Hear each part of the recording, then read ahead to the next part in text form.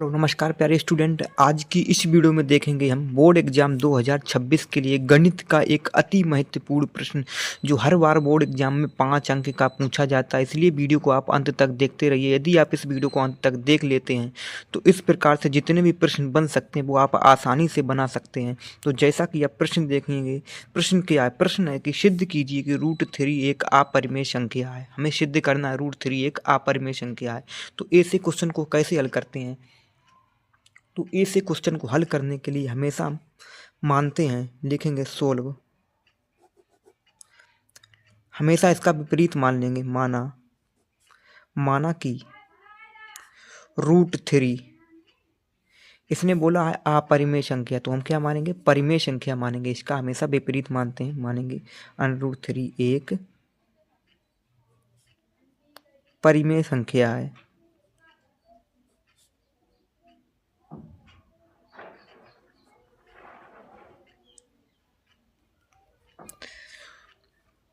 √3 एक परिमेय संख्या है जो, यानी परिमेय संख्या जो a/b के बराबर है, a/b के बराबर है।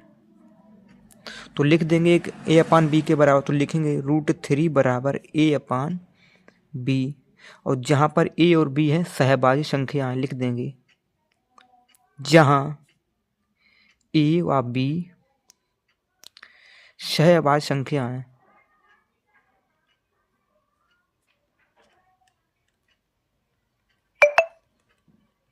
a व b सहभाज्य संख्या हैं, और जो b है ना, ये b इज नॉट इक्वल है 0 के, यानी b जो है 0 के बराबर नहीं होगा। सहभाज्य संख्या क्या होती हैं? वे संख्या जिनका HCF सिर्फ एक हो, जिनका यानी कि लासापा सिर्फ एक हो, वो होती हैं सहभाज्य संख्या।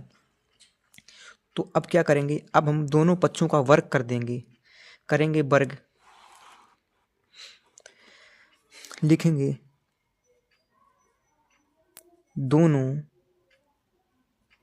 पक्षों का वर्ग करने पर करेंगे दोनों पक्षों का वर्ग, तो लिखेंगे √3 का स्क्वायर बराबर a/b का होल स्क्वायर।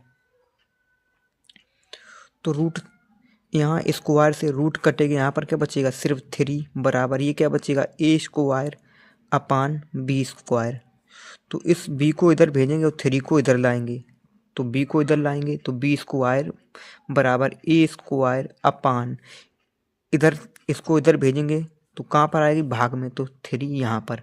तो देखेंगे तो यहाँ पर देखेंगे 3 जो है ना a से विभाजित होगी, a² से जो 3 है ना वो विभाजित है। जैसे कि यदि 3 का स्क्वायर है वो 3 से विभाजित होगा, 3 भी 3 से विभाजित होगा। तो देखेंगे यहाँ पर जो ये जो संख्या है ना a² वो 3 से क्या है? विभाजित है। तो हम लिख देंगे a² जो है 3 से विभाजित है। जब देखेंगे जो a² है 3 से विभाजित हो a भी, तो a भी 3 से विभाजित होगा, 3 से विभाजित होगा। ठीक है, फिर हम क्या करेंगे? फिर पुनः मान लेंगे, लिखेंगे पुनः माना। तो यहाँ पर देखेंगे 3 जो है a² का अधिकतम गुणनखंड 3 है, लेकिन मैंने क्या माना था? मैंने माना था a और b सहभाज्य संख्या, सहभाज्य यानी कि इसका गुणनखंड सिर्फ 1 होगा। तो यानी कि हमारी कल्पना गलत सिद्ध हुई। तो इसी प्रकार हम फिर पुनः मान लेंगे, फिर मानेंगे a बराबर c। तो a बराबर c, और बट्टे में यहाँ पर 3 है तो यहाँ पर आगे 3 लगा लेंगे। तो लिख देंगे जहाँ c एक पूर्णांक है, एक पूर्णांक है। इतना करेंगे। इतना करने के बाद अब हम क्या करेंगे? a का जो मान है समीकरण 1 रख देंगे, तो इसे समीकरण नंबर 1 मान लेते हैं। तो इसमें हम रख देंगे a का मान, तो लिखेंगे बी स्क्वायर बराबर एक स्क्वायर की जगह पर 3c लिख देंगे तो 3c का स्क्वायर अपान 3, तो बी स्क्वायर तो ऐसे ही लिखेंगे बराबर 3 का स्क्वायर 9 सी स्क्वायर अपान 3, तो 3 से काटेंगे 3 3 9, क्या बचेगा यहाँ पर बचेगा बी स्क्वायर बराबर 3c स्क्वायर, तो यहाँ पर बचेगा 3c स्क्वायर। अब 3 को इधर भेज देंगे तो बी स्क्वायर अपान 3 बराबर सी स्क्वायर होगा। तो यहाँ पर देखेंगे इसी प्रकार जिस प्रकार से ए 3 से विभाजित था उसी प्रकार बी स्क्वायर भी 3 से विभाजित है। जब 3 से विभाजित है तो हमारी कल्पना गलत सिद्ध हुई। मैंने क्या मतलब इसका अभाज्य गुणनखंड सिर्फ 1 होगा, लेकिन यहाँ पर ये 3 से विभाजित नहीं, 3 है इसका अभाज्य गुणन, हमारी कल्पना गलत सिद्ध हुई। तो हम लिखेंगे बी स्क्वायर 3 से विभाजित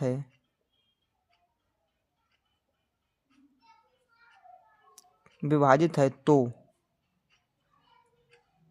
बी भी विभाजित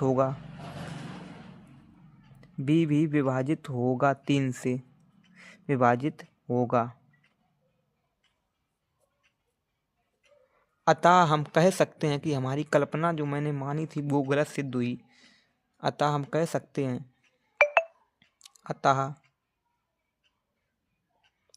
हैं हमारी कल्पना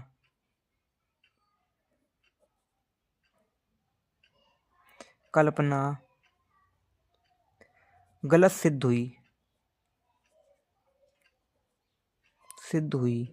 क्योंकि मैंने माना था इसे परिमेय संख्या जो है वो a अपान बी के बराबर है और वो सहभाज्य संख्या है, लेकिन वो हमारा गलत सिद्ध हुआ, यानी यहाँ पर 3 आ रहा है यानी कि सहभाज्य संख्या नहीं है।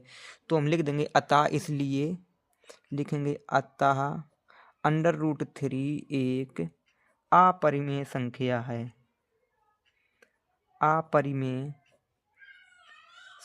है। तो दोस्तों आशा करता हूँ वीडियो आपको पसंद आएगा। पसंद है तो वीडियो को लाइक और चैनल पहली बार आए हैं चैनल को सब्सक्राइब करें।